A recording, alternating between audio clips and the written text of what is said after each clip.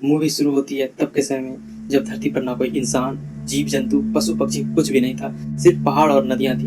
हम वही देखते हैं कि एक स्पेसशिप समुद्र के किनारे आकर खड़ा होता है और उस स्पेसशिप से एक इंसान जैसा दिखने वाला एलियन बाहर आता है। इस मूवी में इसे इंजीनियर कहा गया है। ये इंजीनियर काले रंग का एक लिक्विड पीता है जिससे उसके शरीर में रिएक्शन होने लगता है, जिससे उसका शरीर गलने लगता है और वो गल कर वहीं पानी में गिर जाता है, जिसके डीएनए का पानी में मिलने के कारण एक नए बायोलॉजिकल चेन बनता है जिससे धरती पर जीवन पनपने लगता है। फिर 3500 साल बाद का सीन आता है। साल है 2090, जहाँ दो couple scientist doctor Elizabeth Shaw और उसका हस्बैंड रिचर्ड, ये लोग एक गुफा में रिसर्च कर रहे थे जहाँ काफी सारे चित्र बने दिखते हैं, जिनमें से कुछ लोग काफी ऊंचे कद के लोगों की पूजा कर रहे होते हैं। इस चित्र में से एक चित्र ऐसा होता है जिसमें एक इंसान अंतरिक्ष में किसी दूसरी आकाशगंगा में मौजूद तारों की ओर इशारा कर रहा होता है।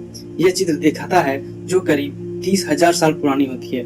इसी तरह की चित्रकारी धरती पर अलग अलग देशों में ऐसे ही रिसर्चर्स को मिले थे जो कि काफी पुराने समय के चित्र बनाए गए होंगे। उस समय उनके पास कम्युनिकेशन करने का साधन नहीं था, उस समय टेलीफोन या मोबाइल भी नहीं था, फिर भी सारी पेंटिंग्स एक जैसी थी और एक ही तरह इशारा कर रही थी, जिसे देखकर डॉक्टर एलिजाबेथ कहती हैं कि शायद इन लोगों ने ही इंसानों को बनाया था और ये हमारे लिए इन्विटेशन के लिए है ताकि हम अपने जीवन की उत्पत्ति का रहस्य जान सकें। फिर अगला सीन को 2091 ईस्वी में दिखाया जाता है, जहां एक स्पेसशिप अनजान सी ग्रह पर जाने के लिए रवाना हुआ है, जिस स्पेसशिप का नाम प्रोमीथियस होता है। ये स्पेसशिप में 17 क्रू मेंबर्स होते हैं और एक एंड्रॉइड रोबोट होता है जो बहू इंसान की तरह दिखता है, जिसका नाम डेविड होता है, जो इस स्पेसशिप पर मौजूद सारे क्रू मेंबर्स की देखभाल कर रहा होता है, क्योंकि शिप के सारे क्रू मेंबर्स हाइपरस्लीप में सोए होते हैं। करीब 2.5 साल के सफर के बाद प्रोमीथियस जहाज उस ALB 232 ग्रह पर पहुंचता है।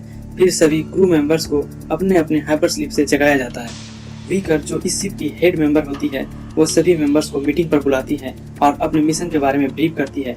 फिर एक होलोग्राफिक वीडियो दिखाया जाता है जो कि शिप के ओरिजिनल ऑनर का होता है, जो कि यह जानने के इच्छुक होते हैं कि इंसानों को किसने बनाया, और फिर डॉक्टर एलिजाबेथ को सारी बातें बताने के लिए कहते हैं। फिर डॉक्टर एलिजाबेथ अपने मिशन के बारे में सारे क्रू मेंबर्स को बताती है कि हमें इंसानों की उत्पत्ति करने वाले इंजीनियर्स का पता मिला था, जिसके कि हमें सर्च करने के लिए इस ग्रह पर आए हैं।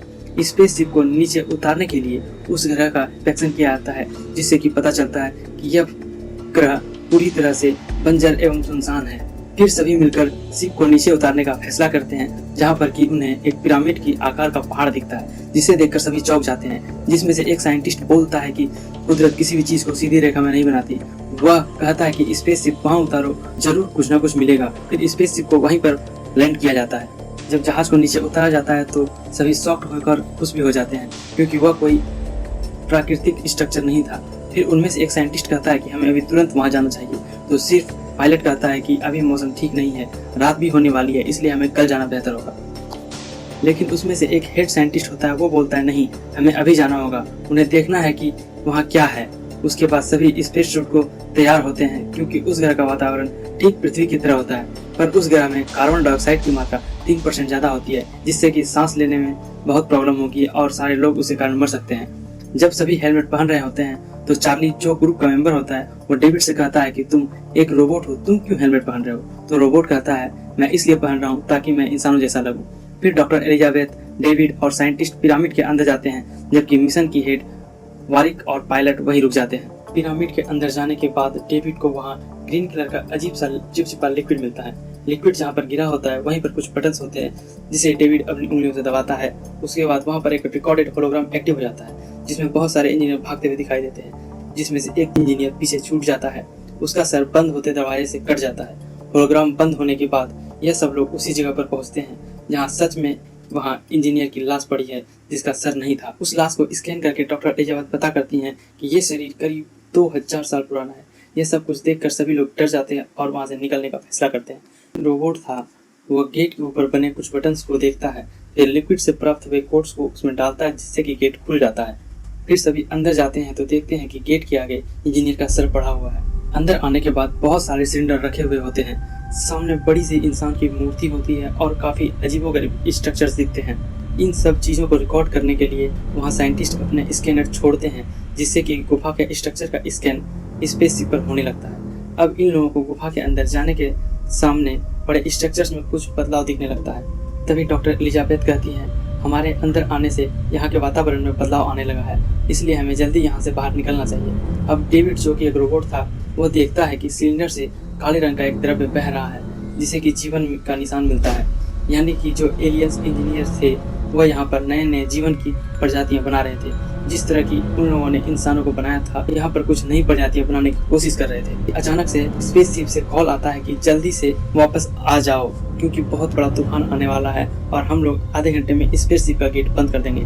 तब डॉक्टर एलिजाबेथ फटाक से उस एलियन के सर को एक बैग में पैक करती है और वहाँ से निकलने की तैयारी करने लगती है। उसी समय डेविड चोरी से वहाँ पर रखे हुए सिलेंडर्स में से एक सिलेंडर्स को अपने अंदर छिपा लेता है।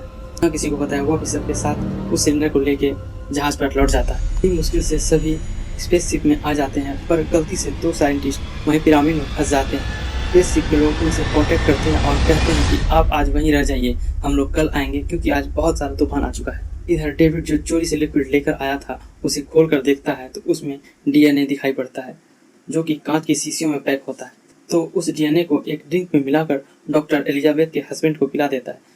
और डेविड इसलिए भी पिला देता है ताकि वह चेक करना चाहता है कि इस वायरस का ह्यूमन बीइंग पर क्या असर पड़ता है। वहीं डॉक्टर एलिजाबेथ दूसरी तरफ जो एलियन का सर लेकर आई थी उस पर रिसर्च कर रही होती है। वह उस एलियन के सिर में इंजेक्शन देती है और उसके सेल्स उस एलियन के सर के सेल्स में करंट प्रवाहित करती है, जिससे कि उसके सर में जान आ जाता है, जिसे वो लोग कंट्रोल नहीं कर पाते और करंट बढ़ता ही रहता है और अचानक सर फट जाता है। तो डॉक्टर एलिजाबेथ उस एलियन का डीएनए चेक करती है और फिर देखकर शॉक हो जाती है कि उसका डीएनए इंसानों के डीएनए से हूबहू मिलता है। डॉक्टर एलिजाबेथ कहती है कि हम भी इनमें से ही एक हैं, क्योंकि इनका और हमारा डीएनए बिल्कुल पूरी तरह सेम है। उसी रात डॉक्टर एलिजाबेथ और उनके हस्बैंड चार्ली के बीच संभोग होता है और मॉर्निंग में कॉल आता है कि जल्दी से हमें उस पिरामिड में चलना है, क्योंकि अपने साथियों को वहाँ से बचाकर वापस लाना है। अब रात को जो लोग पिरामिड में रह गए थे, उन्हें वहाँ उस काले लिक्विड में से कुछ एक अजीब से जीव निकलता हुआ दिखाई देता है। इसे देखकर लोग चौंक जाते हैं। उनमें से उसे चेक करने के लिए जाता है, जिससे वह जीव उस डॉक्टर को आक्रमण कर देता है और पूरी तरह से जकड़ लेता है और सूट के द्वारा उसके चेहरे पे घुस जाता है। चेहरे के अंदर वह उसे एसिड छोड़कर पूरी तरह से गला देता है, जिससे साइंटिस्ट की मौत हो जाती है और ठीक उसी तरह वह दूसरे साइंटिस्ट को भी मार देता है। तभी सवेरे जब पूरी टीम गुफा में पहुंचती है तो उन्हें उन दोनों की लाश मिलती है और वह स्कैनर जो उन लोगों ने छोड़ा था वह एक दरवाजे के सामने ठहरी मिलती है। अब डेविड अकेले ही उस दरवाजे की तरफ बढ़ता है और खोलता है उस गेट को। डेविड अंदर जाता है तो देखता है कि वह अलग ही तरह का एक गुफा है, यानी कि रूम है, जिसके अंदर बहुत सारे स्लीपिंग चैम्बर्स होते हैं और वहीं एक चेयर भी होती है। फिर जब डेविड उस रूम को इंस्पेक्ट कर रहा होता है तो एक साइड में बहुत सारे बटन से जुड़ा हुआ एक मशीन दिखाई देता है। उसे एक बटन को हाथ लगाता है तो एक होलोग्राफिक फिल्म फिर से शुरू हो जाती है, जिसमें कि कुछ एलियंस दिखते हैं जो कि आकर चेयर में बैठते हैं और कुछ बटन दबाते हैं, जिससे कि पूरे ब्रह्मांड का एक नक्शा ऊपर विजिबल हो जाता है। यह सीन इस मूवी का one of the most creative scene माना गया है। उसके बाद जब ब्रह्मांड का नक्शा आ जाता है तो डेविड देखता है कि वह एलियन इस ग्रह से पृथ्वी पर जा रहे थे। फिर देखता है कि एक एलियन दूसरी एलियन से कुछ बातें कर रहा है। यह होने के बाद सारी लाइट्स ऑफ हो जाती हैं। फिर डेविड उनमें से एक स्लीपिंग चैम्बर्स के पास जाता है और देखता है कि उसमें अभी भी एक एलियन जिंदा सोया पड़ा है हाइपर स्लीप में। दूसरी तरफ डॉक्टर रिचर्ड, जो वह भी पिरामिड में ही थे, उनकी तबीयत अचानक से खराब होने लगती है, क्योंकि रात में उन्हें डेविड ने जो ड्रिंक मिलाकर पिलाया था उनका असर शुरू हो जाता है। दूसरी तरफ जब डॉक्टर एलिजाबेथ रिचर्ड के आंखों को देखती है तो वो कहती है हमें जल्दी यहाँ से बाहर जाना चाहिए, क्योंकि रिचर्ड की तबीयत बहुत ही खराब होने लगी है। वह वायरलेस पर कॉल करती है और बोलती है कि शिप का दरवाजा खोलो, हम लोग आ रहे हैं। पर जो स्पेसशिप की हेड होती है वो बोलती है हम किसी भी वायरस से इन्फेक्टेड इंसान को इस शिप में नहीं ले सकते, क्योंकि बाकी क्रू मेंबर्स के लिए बहुत बड़ा खतरा हो जाता है। फिर भी डॉक्टर एलिजाबेथ सभी को वापस लेकर चली आती हैं। वापस आकर जब सभी शिप के गेट के पास खड़े होते हैं तो विकर आग जलाने वाली एक मशीन को गेट पर लेकर आती है और बोलती है कि सभी हट जाओ, मैं इसे जिंदा जला दूंगी। तब डॉक्टर रिचर्ड खुद ही आग के सामने आ जाते हैं, क्योंकि वो जानते हैं कि वो बचने वाले नहीं है, जिसे कि विकर आग से पूरी तरह से जला देती है। यह देखकर डॉक्टर एलिजाबेथ शॉ बेहोश हो जाती है। जब एलिजाबेथ शॉ को होश आता है तो वो देखती है कि डेविड उनका कुछ चेकअप कर रहा है। तो फिर डेविड उन्हें कहता है कि आप प्रेग्नेंट हैं और आप माँ बनने वाली हैं। यह सुनकर डॉक्टर एलिजाबेथ शॉ बिल्कुल खौफ में आ जाती है, क्योंकि उन्हें कुछ प्रॉब्लम था और वो प्रेग्नेंट नहीं हो सकती थी। डेविड बोलता है कि आपके पेट में जो बच्चा है वो 3 महीने का बच्चा है, वो काफी अलग टाइप का बच्चा है। डॉक्टर एलिजाबेथ कहती है कि मुझे उसे देखना है, पर डेविड कहता है कि आप नहीं देखिए, क्योंकि आप नहीं सह पाएंगी। डॉक्टर यह सुनकर घबरा जाती है और बोलती हैं कि मुझे इसे अभी निकालना है। फिर डेविड बोलता है कि यहाँ पर यह संभव नहीं है, देते हैं जब धरती पर वापस जाएंगे तो ऑपरेशन करेंगे। फिर डेविड उन्हें एक बेहोशी का इंजेक्शन देता है कि जिससे एलिजाबेथ शॉ बेहोश हो जाती है। वह हम आपको स्लीपिंग चैम्बर में सुला सोचती हैं कि यह संभव ही नहीं हो सकता, क्योंकि 3 महीने पहले तो वह खुद हाइपर स्लीप में थी और 1 दिन पहले ही उन्होंने रिसर्च से संभव हुआ है। फिर दोबारा जब डॉक्टर को होश आता है तो वह देखती हैं कि कुछ लोग उसे स्लीपिंग चैम्बर में डालने की कोशिश कर रहे हैं, जिससे वह लड़ झगड़ कर भाग जाती है और एक एडवांस कंप्यूटर सिस्टम रूम में चली आती है, जहाँ की काफ़ी एडवांस मेडिकल मशीन लगी होती है। वो वहाँ जाकर ये डालती हैं कि मुझे सिजेरियन करना है और वो फिर उस मशीन में घुस जाती हैं। जब मशीन उनका ऑटोमेटिक ऑपरेशन कर रहा होता है उसे बहुत दर्द होता है और ऑपरेशन के बाद एक अजीब सा जीव उसके पेट से निकाला जाता है, जिसे देखकर डॉक्टर साहब डर जाती है और वह वहाँ से बहुत तेजी से भाग कर गेट को बंद कर देती हैं। जब डॉक्टर साहब वहाँ से भागकर कमरे में जाती हैं तो देखती हैं बहुत सारे लोग बैठे हैं और वहाँ एक बूढ़ा आदमी बैठा है जो कि अभी स्लीपिंग चैम्बर से उठा है। यह आदमी वही था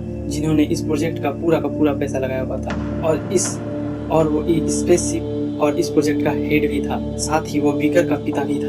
चूँकि यह आदमी 100 साल से ज़्यादा उम्र का होता है और इस आदमी को ही डॉक्टर एलिजाबेथ शॉ और रिचर्ड ने बताया था कि हमें जिन्होंने बनाया है उनका पता हमारे पास मौजूद है, जो कि हमें और उम्र दे भी सकते हैं और हमें जवान भी कर सकते हैं। इसी चीज को मद्देनजर रखते हुए वह बूढ़ा आदमी भी इस स्पेसशिप में आया था। यह सुनकर एलिजाबेथ कहती है कि यह नहीं हो सकता, क्योंकि वो सारे लोग कब के मर चुके हैं। तभी डेविड कहता है कि नहीं, अभी भी उसमें से एक जिंदा है और वह वहीं स्लीपिंग चैम्बर में सोया हुआ है जहाँ हम लोग अभी जा रहे हैं। सभी लोग स्पेस सूट पहनकर जाने की तैयारी कर रहे थे।